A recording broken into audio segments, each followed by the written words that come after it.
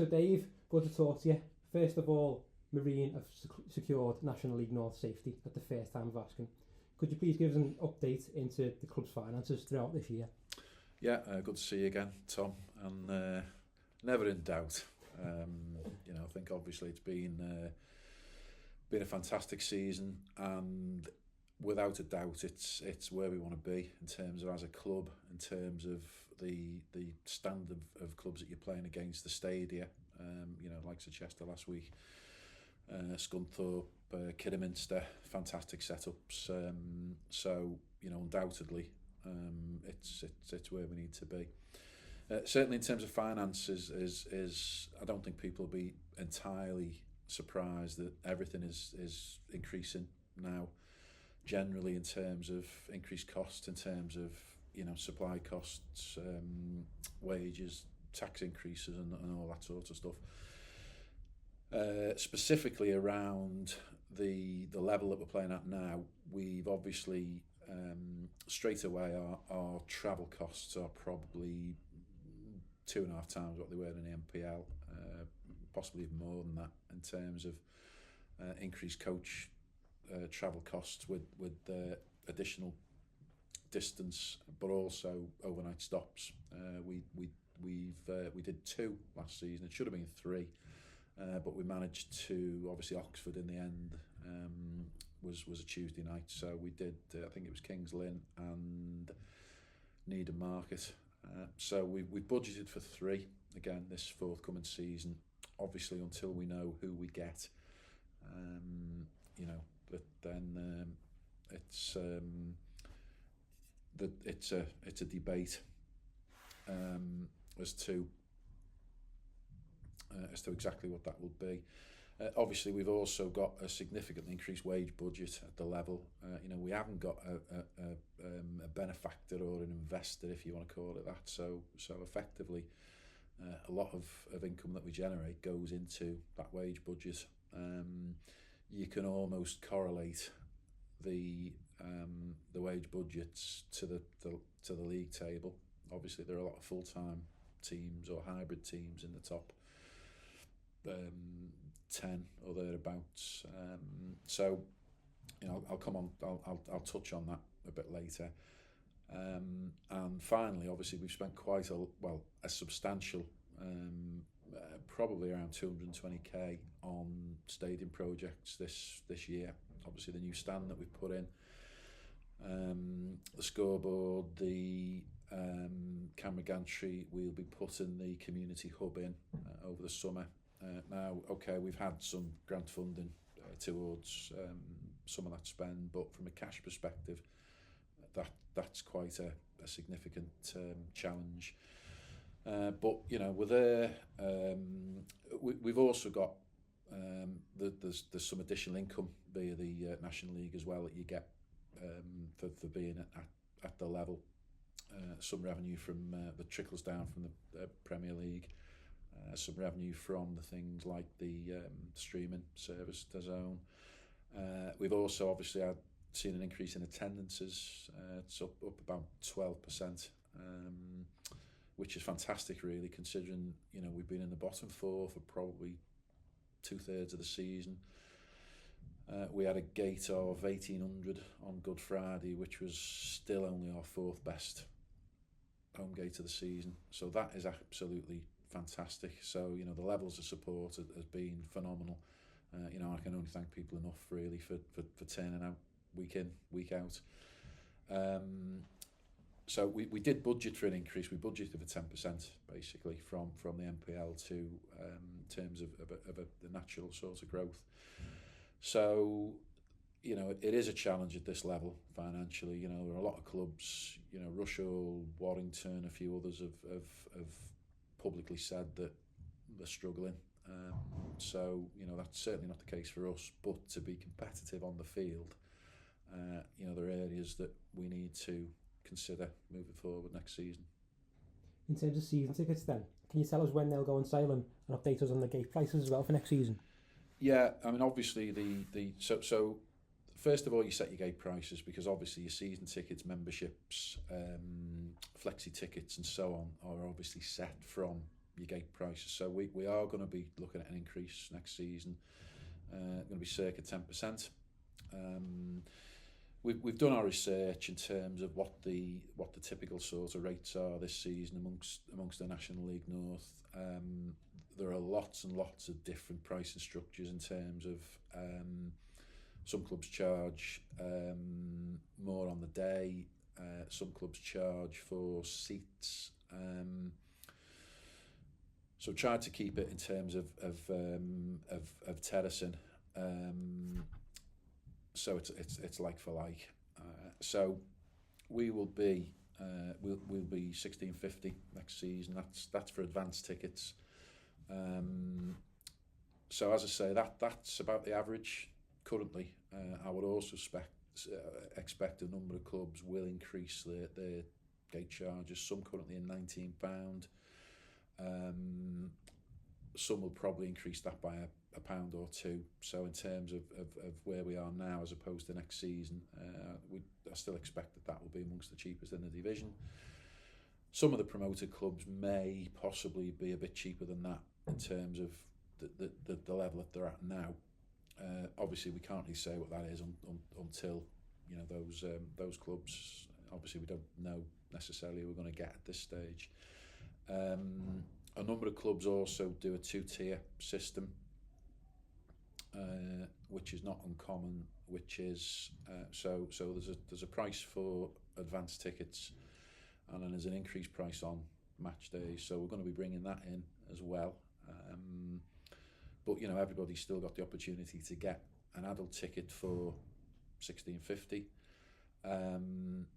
Child tickets will remain free, accompanied under 11, so that there's no change there. In terms of season tickets, we will look at be around the £250 mark, which is about, it's probably going to be about 12.5%. Again, we looked at we are still going to be very, very cheap compared to everybody else for our season tickets.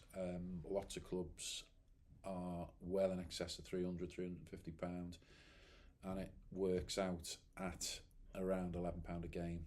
So we think that's pretty good value still.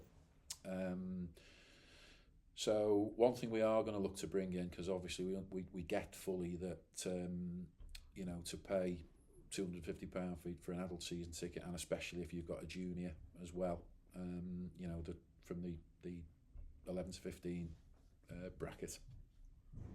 Obviously, it's a lot of money to pay in one go. So we will be introducing a Klarna option this season. No extra cost. That will be you can pay in instalments basically. So that's we hope that people will understand the reasons why. At the end of the day, if we've got to be competitive on the field, for the reasons I've outlined previously, it's something we need to do. In terms of being competitive on the field for next year, what schemes will the club have in place in terms of this summer raising funds for the transfer budget? Well, we introduced a booster budget scheme last season, which, if I'm being honest, probably could have been better launched and better with more options, if you like, in terms of how it works. That we effectively just add a straight donation, if you want to call it that. So again, completely voluntary. There were some things put out last season that that now means your season tickets, another £100 or whatever. Well, that's not the case. It is completely voluntary. So there'll be a range of options in terms of that people can support that, and we will be looking to relaunch that May and June. So we've been speaking to Chester, who do a very successful scheme that raises, I believe, in excess of 100k.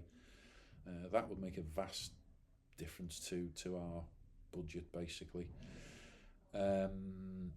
So theirs is a 6-week window typically. So again, as I say, totally voluntary. People can support it or not, and to the levels that they want to do, because obviously understand obviously it's times are hard, and and all that. So that will be another key scheme that we will we'll be relaunching. And there have been various changes on and off the pitch throughout the year and recently, of course. Could you talk us through some of those changes? Yeah, I think the key one is the new introduction of director of football role, which obviously Neil Young is going to be taking up, and I'm sure he'll be talking to you. It'll be an excellent. The seat will be warm for him. So I've seen some things online about you're at step 6. Why do you need a DOF? Now the reality is that probably half the teams in the division currently are either hybrid or full time and have a similar structure. So I think Neil's touched on it. I'm sure he'll touch on it when you talk to him. But obviously around the whole structure, something we looked at doing anyway at the point where we get into the new stadium. So really, we're just bringing it forward. I think the key thing is that you've got somebody who's experienced in football in terms of how you want to play, what your strategy is for recruitment, and that's at all levels. That's the first team, that's the 23s, which obviously we're going to be introducing an under 23s and an under 18s this season as well. That's obviously to supplement the academy. So in terms of players you sign, in terms of their outlook, how you play, because I think it's apparent. It certainly, obviously, it wasn't a surprise to Neil, but it was a surprise to me that how differently teams approach how you play at this level. That it's much more second ball, back to front, set pieces. If you look at how many goals we've scored, certainly since New Year, how many goals we've scored from set pieces and how many we've conceded, it's a fairly high proportion, and it's not something that you get at lower levels. So that ethos, and then obviously you bring a manager in then that is going to deal with the day-to-day running of the squad, your tactics, your team selection, training, all that sort of stuff. Because really, to manage a club now at this level, and arguably probably at MPL level as well, it's a full-time role. So, if you've got a manager who is basically has got a full-time job, and is then trying to run a club part-time, and obviously family commitments as well. Very, very difficult to look after your recruitment, to get that done successfully. So that's the key change that clearly it's also about looking at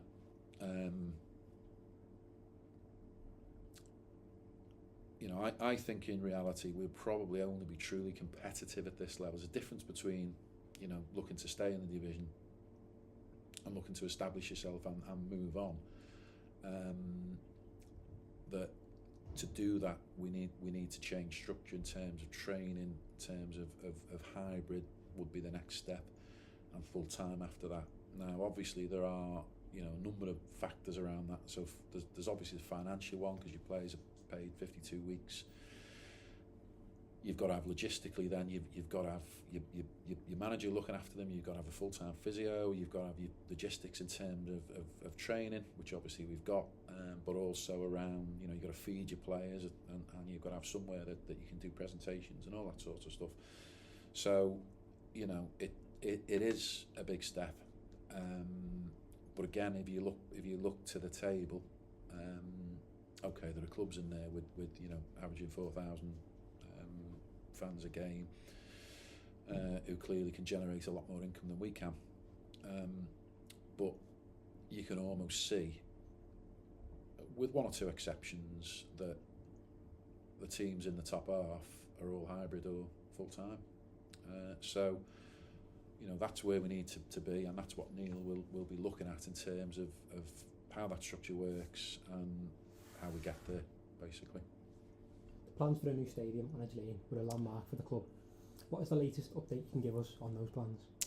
We're moving in next week. Yeah, there's obviously been a lot going on behind the scenes since we announced it in February, I think it was. So we signed off the pre-application last week. So just to wind back in terms of roles now, basically I'm looking after the planning side in terms of so the design of the stadium. Obviously we've got Tony Diaz, architect, but around sort of logistically of away ends and coach parking and what you'd want in there for income streams and all that sort of stuff. Obviously I've had the input into that. James now is looking at the funding side. So there is overlap in all of that.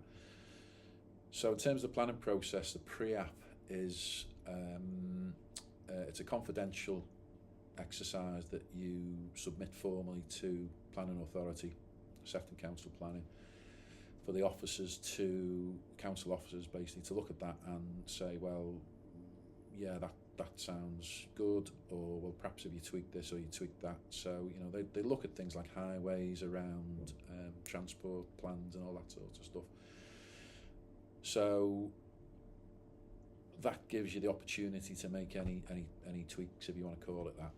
So we've currently got, what it will do, we get in the new stadium in terms of income streams, significant additional income streams, and that's things like we've got a health hub, we've got a gym, we look to expand the academy, we've got some retail in there, 5,000 square foot retail unit, which obviously we'd look to let out as a convenience store or similar. We've also got a 20 bed hotel, which now people might think that's a bit, why do you need a 20 bed hotel for the level you're at? I can tell you there are lots and lots of clubs who travel overnight and will stay. So Fylde have done something very, very similar. They have visit teams that will stay over. We've got the current facility now at the MTA. We've got obviously community use. We have touring teams playing the academy. We've got over the summer, we've got a number of we've got Canadian, Saudi Arabia, Canada, I think a few other nations, so all of whom basically playing here and obviously staying at wherever they're staying in the local area. So there's a market for that, and obviously in terms of the potential income that can generate, we have fans that come and watch us from all over the country, that will use that facility. So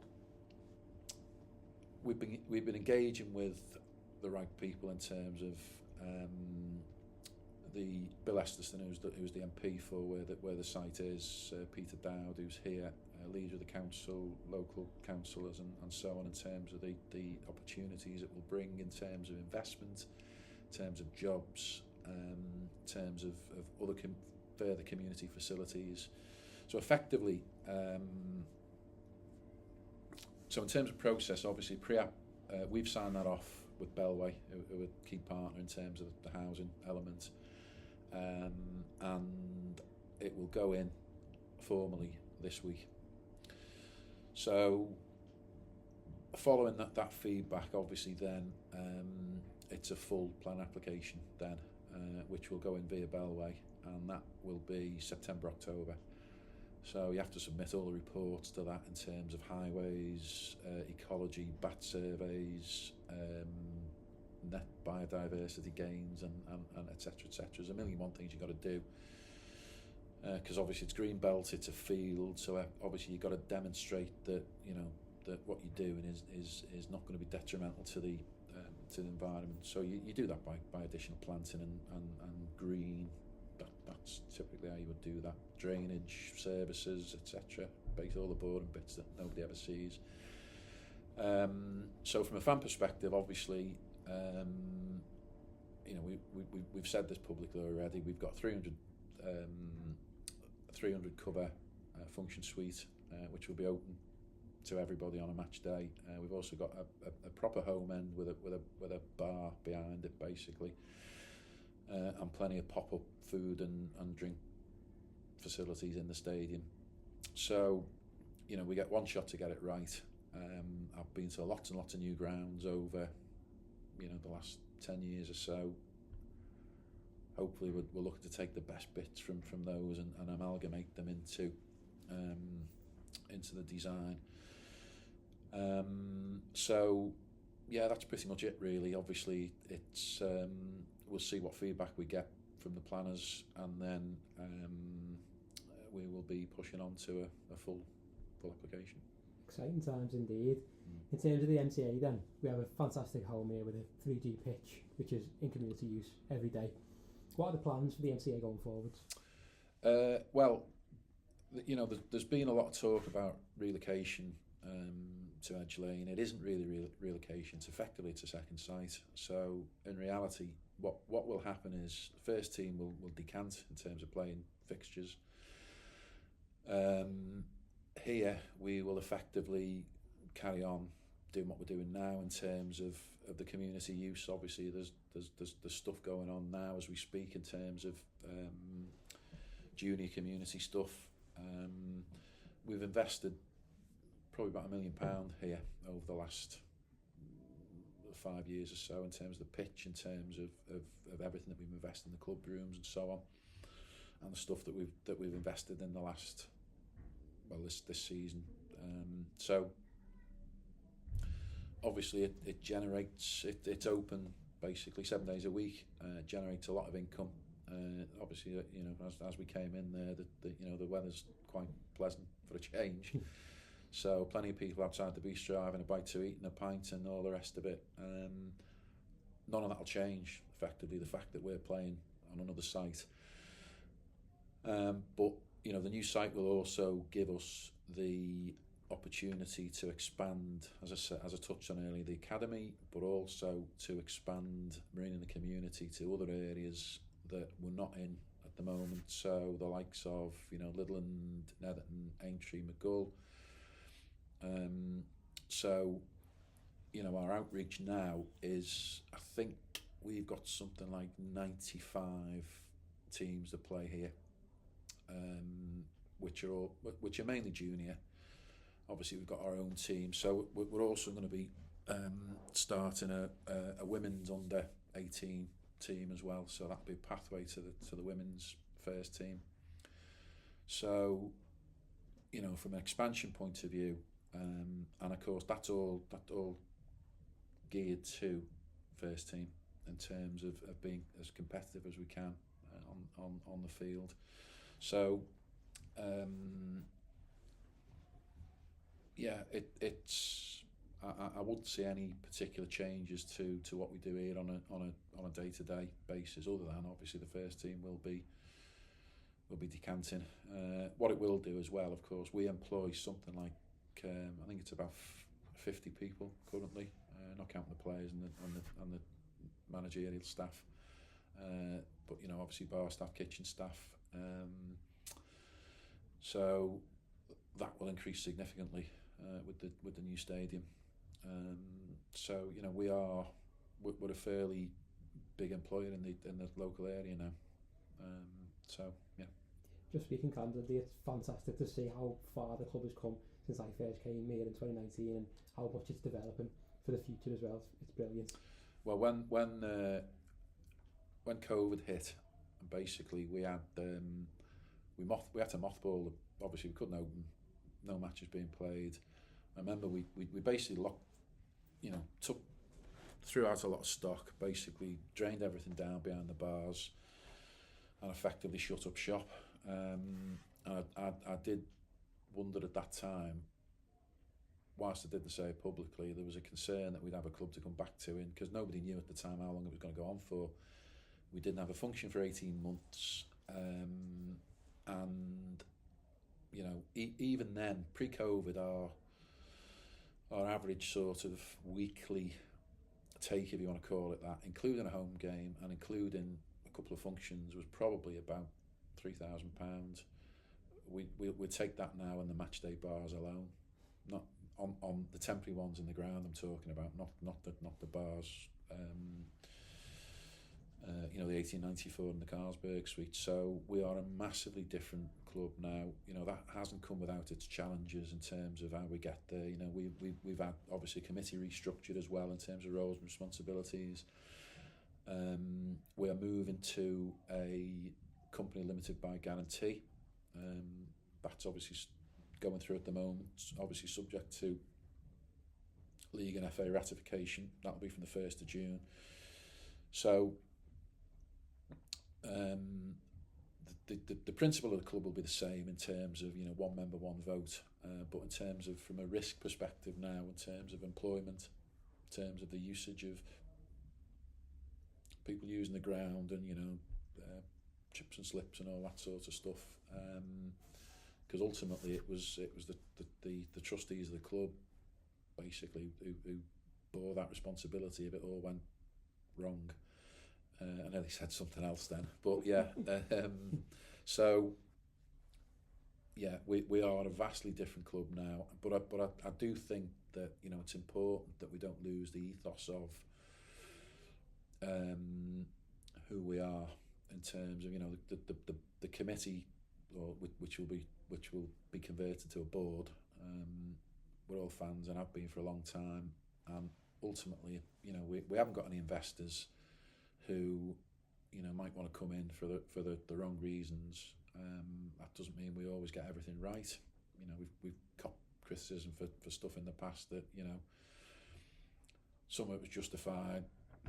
It's not always justified, but some of it's about perception. And you know, nothing lasts forever. You know, I won't be on a board for forever, and neither will everybody else who's involved. But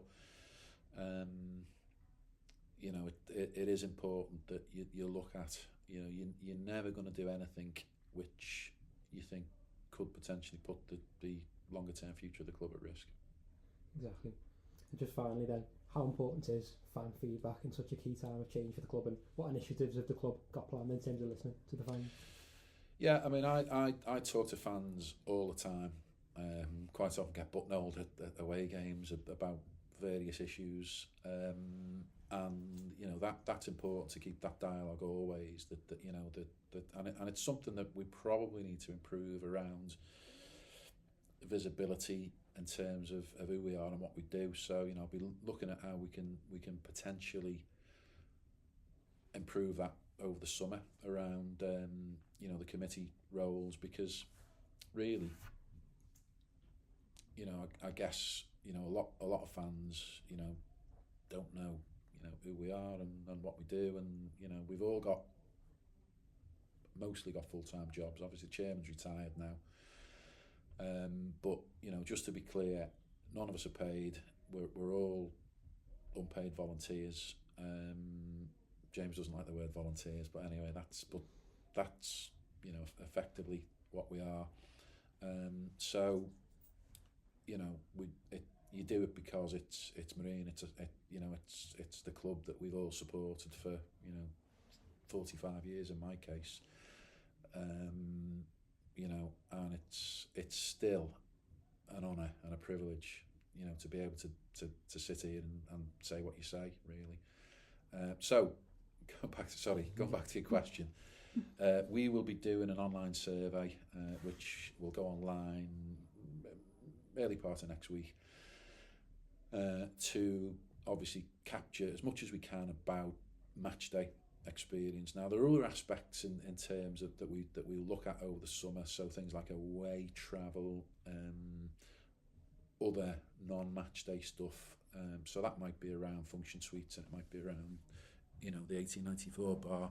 But really, we want to try and get to the point where we capture some really good feedback around match day experience. So chips is bound to be one of them. But anyway, I'm sure that so there'll be comments boxes as well on the various. So it's things like, you know, we're also looking to capture some information that's going to be key in terms of the stadium as well. So things like, you know, how do you travel here? When do you arrive? Do you have a pint before the game? Do you have a pint after the game? So it's all of that as well is around is, you know, what are we doing well, what are we doing not so well, you know, where can we improve? So, you know, people are coming for a pint before the game but not staying. You know, what if we did something different, would that encourage you to stay? So so that's obviously going to go online, and give us your feedback basically. And the other thing we're going to do, which we've never done before, now, home kit is white, black and black. Marine have played in those colours for 100 years. And there are two things, as far as I'm on the board, that are never going to change. One is the home kit, and secondly, we'll always be Marine. We'll never be Marine Crosby or rebranding like AFC File did. We are one of the few clubs in the country who do not have the name of a conurbation in the club title, but everybody has heard of Marine and know where Marine play. So the name of the club is never going to change either. But what we are going to do is we're going to put the away kit to a fan vote. So there's a short list of 3, and no doubt some people will say the 803. I get that completely, but you know, I think that there have to be, you know, whether you throw it open to, you know, what would your choices of a kit be, and you probably get 100 different suggestions about colours, about styles, and all the rest of it. So to try and get it to a reasonably tight selection, there's a choice of 3. So that will be a fan vote, which obviously we won't reveal the results of that until we do the kit launch. So yeah, you can have a look. You can put your votes in. I'm sure there'll be plenty of feedback on Twitter. So it will be interesting to see what comes back from that. Thanks very much for speaking to us. You're welcome.